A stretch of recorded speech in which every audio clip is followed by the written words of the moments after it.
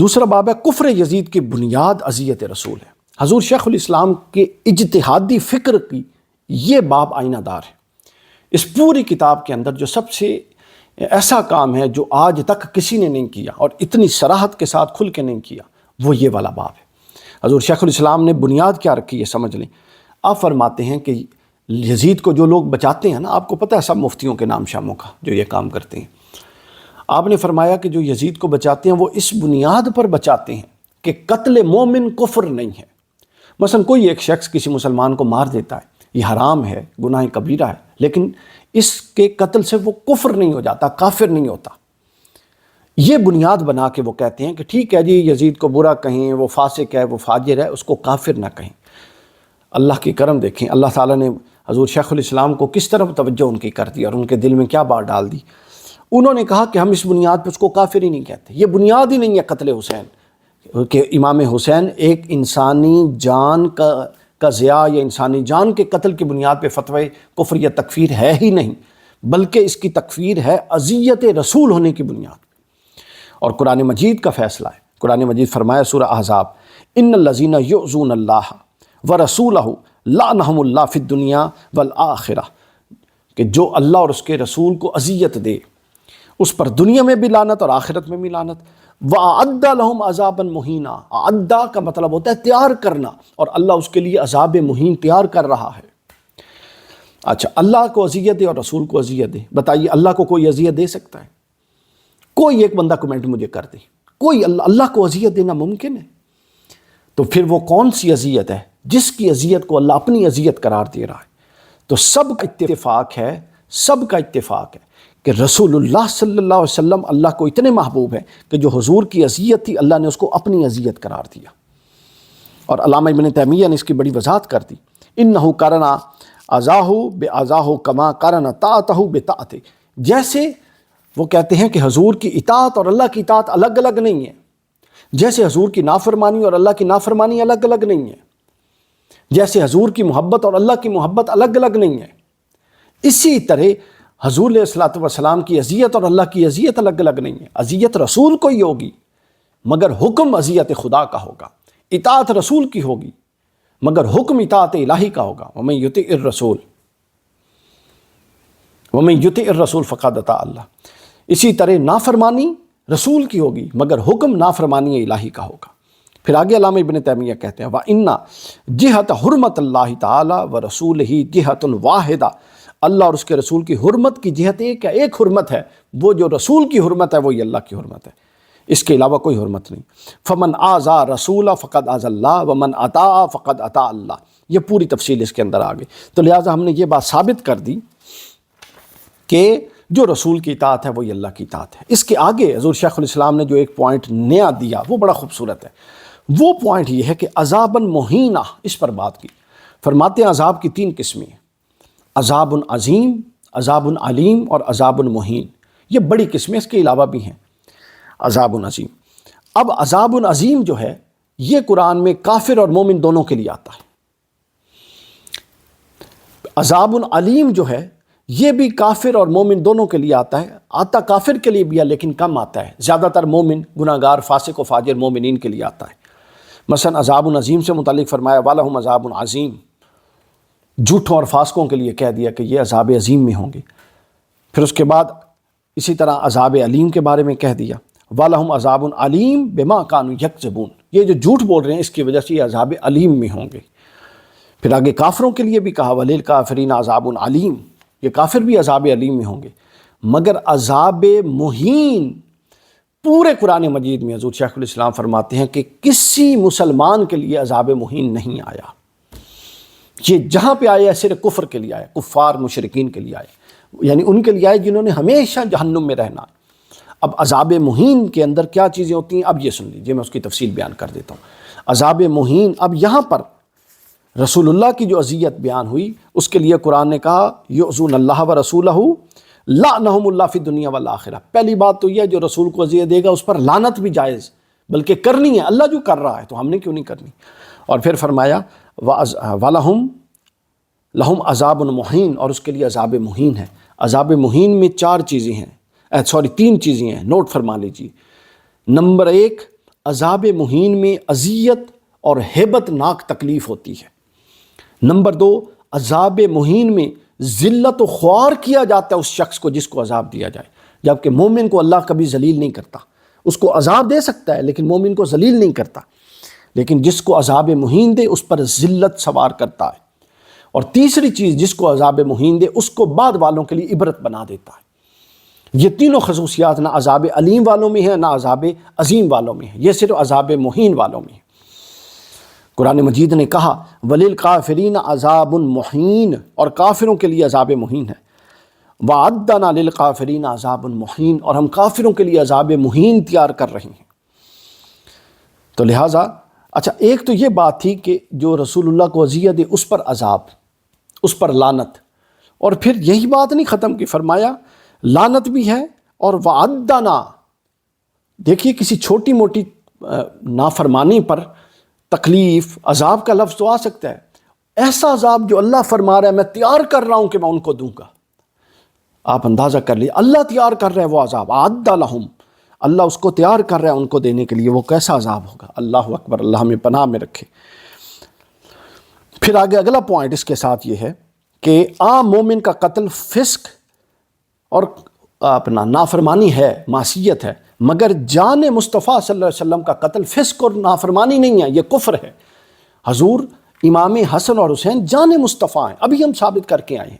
حضور نے فرمایا فاطمہ میرے جگر کا ٹکڑا ہے، جو فاطمہ کو اذیت دے گا وہ مجھے اذیت دے گا۔ حضور نے فرمایا علی کا نفسی میری نفس کی طرح ہے، جو علی کو اذیت دے گا وہ مجھے دے گا۔ حضور نے فرمایا حسن اور حسین جو ہیں یہ میرے بیٹے ہیں، انفسنا کے تحت آتے ہیں۔ آپ کے بیٹے کو کوئی تھپڑ مارتے، آپ 3 سال اور 3 نسلیں بعض اوقات اس کی طرف مڑ کے نہیں دیکھتے کہ ہمارے بیٹے کو اس نے ظلم سے مارا تھا۔ رسول اللہ کے بیٹے کو جنہوں نے ذبح کر دیا ان کے لیے ہم دل میں نرم گوشہ رکھیں؟ ہم لعنت بھیجتے ہیں ایمان کے ایسے تصور پر۔ ہمارے نبی کے بیٹوں کے ساتھ ہمارے بیٹے کو کوئی تھپڑ مار دے، ہماری بیٹی کے سر سے کوئی دوپٹہ کھینچ لے، ہماری معصوم بیٹی کے منہ پہ کوئی تھپڑ مار دے، کیا ہمیں یہ گوارا ہے؟ یہ کام ان ظالموں نے رسول اللہ کی آل کے ساتھ کیا، تو ہم کیسے کسی طرح کی کوئی رعایت روا رکھ سکتے ہیں؟ اس دل میں سن لیجئے ایک میری بات، اس دل میں جس طرح محبت اہل بیت کا ہونا ضروری ہے اسی طرح اہل بیت کے دشمنوں سے نفرت اور بیزاری کا ہونا بھی ضروری ہے۔ جس طرح اللہ توحید صرف اللہ کو ماننے سے پوری نہیں ہوتی، لا الہ الا اللہ توحید نہیں ہے، بلکہ توحید یہ ہے کہ پہلے ما سوی اللہ کا انکار کیا جائے، پہلے انکار کریں کہ ہم کسی کو اللہ نہیں مانتے، صرف اے مولا تجھے مانتے۔ اسی طرح صرف یہ نہیں کہنا کہ اہل بیت کی بڑی شان ہے، بات یہ ہے کہ اہل بیت کے دشمن سے ہم نفرت کرتے ہیں اور اہل بیت کو مانتے ہیں، یہ ہے اصل عقیدہ۔ تو حضور نے فرمایا کہ یہ قتل مومن ہے، مومن نہیں ہے بلکہ میری جان کا قتل ہے، اور نص حدیث سے اور نص قرآنی سے اہل بیت اطہار حضور علیہ الصلوۃ والسلام کی جان ہے، لہٰذا یزید پر کفر کا قول کا اطلاق نفس مومن کے قتل کے طور پہ نہیں بلکہ جان رسالت معاب اور اذیت رسول کے باب میں ہوگا۔ حضور نے خود فرمایا الحسین منی وانا من الحسین، کیا مطلب ہے اس کا؟ حسین مجھ سے ہے، یعنی حسین کو نہیں کاٹا جا رہا، وہ مصطفیٰ کے ایک حصے کو کاٹا جا رہا تھا۔ حضور نے نہیں کہا حسین مجھ سے ہے میں حسین سے ہوں، کہا ہے نا، تو جب حضور نے کہہ دیا حسین مجھ سے ہے تو میں حسین سے ہوں، تو پھر حسین کو جو کاٹے گا وہ رسول اللہ سے، اور پھر حضور نے خود فرمایا جو حسن اور حسین سے صلح کرے گا میں اسے صلح کروں گا، جو حسن حسین سے جنگ کرے گا میں ان سے جنگ کروں گا۔ اب یہاں پر ایک اگلی بات ہم آگے چلتے ہیں، رسول اللہ کو اذیت دینے میں اور عام مومن کو اذیت دینے میں فرق قرآن نے بیان کیا، اور حضور شیخ الاسلام نے خوبصورت عنوان باندھ کے اس کی وضاحت کر دی۔ فرمایا قرآن نے خود اب آپ سن آئے ہیں پچھلی آیت کہ جو اللہ اور اس کے رسول کو اذیت دیتا ہے، الذین یؤذون اللہ ورسولہ لعنہم اللہ فی الدنیا والآخرہ وأعد لہم عذابا مہینا۔ اس آیت کا مفہوم میں نے سمجھا دیا، اب غور کیجئے، دوسری طرف ایک آیت ہے، یہ تھی سورہ احزاب کی آیت نمبر 57، اب ہے سورہ احزاب کی آیت نمبر 58، اس میں فرمایا والذین یؤذون المؤمنین والمؤمنات، جو اذیت دیتے ہیں عام مومنوں کو اور مومنات کو بغیر مقتصبوا، بغیر کسی وجہ کے، فقد احتملوا بہتانا اسما مبین، وہ بڑا گناہ کر رہے ہیں اور بڑے بہتان باندھ رہے ہیں، کوئی لعنت نہیں، کوئی کفر نہیں، کوئی کچھ نہیں، یہ فرق ہے دوستو، اذیت رسول اور اذیت عام بندہ مومن کو اللہ نے بالکل اس کو گناہ کبیرہ قرار دیا، مگر نہ عام بندے کی اذیت کی بنیاد پہ کوئی شخص مورد لعن ہو سکتا ہے، اس پر لعنت کی جائے، اور نہ وہ مورد کفر ہو سکتا ہے۔ لہٰذا پہلی آیت جو میں نے عرض کی 57 نمبر آیت میں ذکر ہے کہ جو رسول کو اذیت دیتے ہیں ان کے لیے عذاب مہین ہے، یعنی ذلت ناک عذاب، اور وہ دنیا و آخرت میں ملعون ہے۔ اور اگلی آیت نمبر 58 میں عذاب کی بیان فرمایا جو مومن کو اذیت دیتا ہے وہ بہت بڑے گناہ کا ارتکاب کر رہا ہے۔ کتنا واضح فرق ہے، کتنا واضح فرق ہے جس کو ہم نے بیان کر دیا۔ اب اسی طرح آگے دیکھیے، رسول کی اذیت کا جہاں بھی ذکر آیا حکم وہی رہے گا۔ سید عائشہ پر لوگوں نے الزام لگایا، بہتان لگایا، ان اللہ، قرآن نے ذکر کیا، فرمایا سورہ نور کی 23 نمبر آیت، ان الذین یرمون المحصنات محصنات الغافلات المؤمنات، جو نیک پاکیزہ بیبیوں کی اور ان عورتوں کو جو برائی کے تصور سے بھی نا آشنا ہیں ان پر تہمت لگاتے ہیں، فرمایا لعنوا فی الدنیا والآخرہ، ان پر دنیا و آخرت میں لعنت ہوگی۔ ابھی دیکھیے اوپر مومنات کا، پہلے کیا کہا، والذین یؤذون المؤمنات مومنین والمؤمنات، جو مومنین اور مومنات کو اذیت دیتے ہیں وہ بڑا گناہ کر رہے ہیں، چونکہ وہ عام مومن کے ذکر تھا۔ اب سید عائشہ پر الزام، یہ رسول کی عظمت اور رسول کی اذیت تھی، تو فرمایا جو سید عائشہ کو اذیت دے گا لعنوا فی الدنیا والآخرہ، وہ دنیا و آخرت میں اذیت، دنیا و آخرت میں اس پر لعنت کی جائے گی، دنیا میں بھی ہم کریں گے اور آخرت میں ملائکہ اور اللہ کرے گا۔ سمجھ آئی؟ تو لہٰذا اذیت رسول ایک مختلف چیپٹر ہے اذیت بندہ مومن سے۔ یہ ہے وہ قرآن مجید کا منہج جس سے پر بنیاد رکھ کے حضور شیخ الاسلام نے یہ بات اسٹیبلش کی کہ یزید کا کفر بر بنیاد قتل انسانی، نفس انسانی نہیں، بلکہ بر بنیاد اذیت رسالت مآب ہے۔ اب یہاں پر ایک آخری بات، اگر کوئی یہ کہے کہ یہ کیسے ہو سکتا ہے جی، یہ تو اذیت رسول کیسے بن گئی، تو اس کے سامنے یہ قرآن مجید کی آیات پیش کیجئے گا۔ یہ سورہ احزاب کی آیت نمبر 53 ہے۔ حضور نے ایک دفعہ دعوت کر دی صحابہ کی، صحابہ کرام تشریف لے آئے تھوڑی دیر پہلے کھانے کے، کھانا کھا لیا، بیٹھے رہے۔ اب سامنے چہرے مصطفیٰ تھا، کس کا دل چاہتا تھا جانے کے لیے، وہ بیٹھے رہے، تھوڑی دیر بات چیت ہوتی رہی۔ اللہ کی غیرت جلال میں آ گئے، اللہ نے آیت نازل کر دی، فرمایا اے ایمان والو، نبی اکرم صلی اللہ علیہ وسلم کے گھر میں داخل نہ ہوا کرو سوائے اس کے کہ تمہیں کھانے کے لیے اجازت دے دی جائے، یعنی وقت سے پہلے نہ آؤ۔ اللہ کو حضور کے کن کن اداؤں کا لحاظ ہے، آپ اندازہ کریں۔ پھر فرمایا جب کھانا پکنے پر تمہیں بلا لیں تو آؤ، کھانا کھاؤ اور فوراً منتشر ہو جاؤ کھانا کھا کے، وہاں بیٹھے باتوں میں دل نہ لگاتے رہو، یقیناً تمہارے ایسے کام سے نبی کو تکلیف ہوتی ہے، تکلیف ہوتی ہے، اور تمہیں اٹھ جانے کا کہتے ہوئے شرماتے ہیں۔ وہ رحمت للعالمین ہے، وہ رحیم ہے، کریم ہے، وہ نہیں کہتے۔ اور جب تم ان ازواج سے کوئی سامان مانگو تو پردے کے پیچھے اور ادب کے دائرے میں مانگا کرو، اور تمہارے لیے یہ جائز نہیں کہ تم رسول اللہ کو تکلیف دو، اور نہ یہ جائز ہے کہ تم ان کے بعد ان کی ازواج سے نکاح کرو۔ آپ نے کبھی غور کیا ہے امہات المؤمنین جو ٹائٹل ہے ازواج کا، ہر شخص جب فوت ہوتا ہے اس کے بعد عدت گزار کے اس کی بیوی سے نکاح جائز ہے۔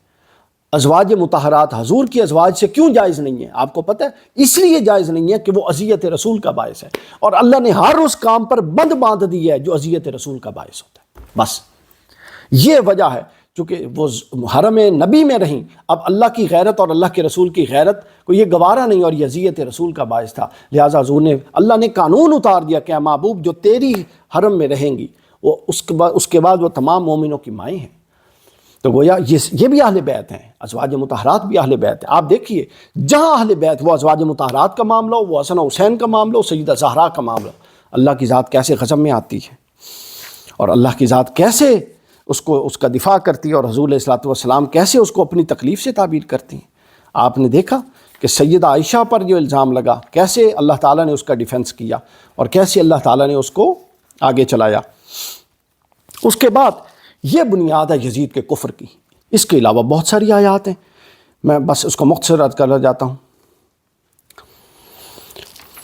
یہ سورہ اس کے بعد ہے جی، یہ اپنا قرآن مجید کی سورہ ابراہیم کی آیت ہے جس کی بنیاد پہ استدلال کیا یزید کے کفر کا، اور بہت ساری آیات ہیں جس میں قاضی ثناء اللہ پانی پتی نے اور بہت سارے ائمہ محدثین نے یزید کے کفر کا استدلال کیا، اور انہوں نے کہا کہ یہ وہ شخص ہے کہ جس کے ایمان کا کسی طور پر کوئی بندہ مومن قائل نہیں ہو سکتا۔